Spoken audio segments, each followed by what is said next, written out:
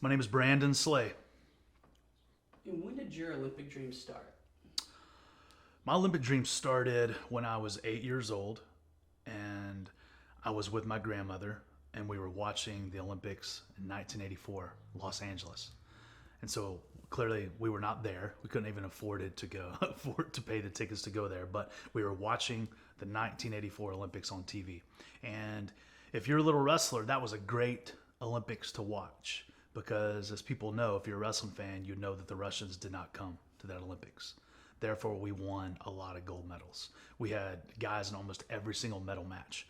So if you're a little 8-year-old boy watching the Olympics, I just saw, gold medal after gold medal after gold medal. I remember distinctly watching Bobby Weaver win and grab his kid and run around the arena. I remember watching clearly Mark Schultz win, Dave Schultz win, Bruce Baumgartner win, Randy Lewis win.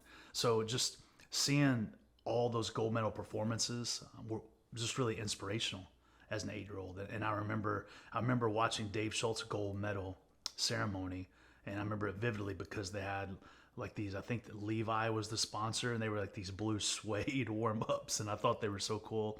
And just to see them put that gold medal around his neck and just see the joy he had, as an 8-year-old, I just remember looking at my grandmother and saying, Mima said, Mima, I want to win one of those gold medals. And her response was bullseye. It was priceless. She looked at me and said, well, son, you can win one of those gold medals, but if you're going to win one of those, you better start working for that now.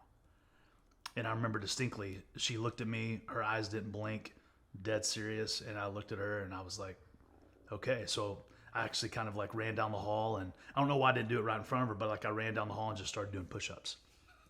I just started knocking out push-ups. I mean, she told me I better start working now, so I started working for that now. And I think it's important to remember that my grandmother,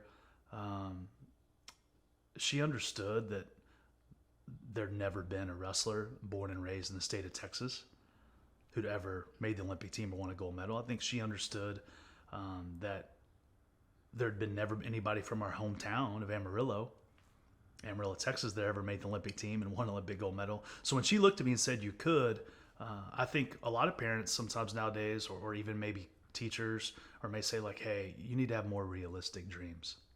That's a little grandiose. Like let's kind of think about maybe being a state champ first.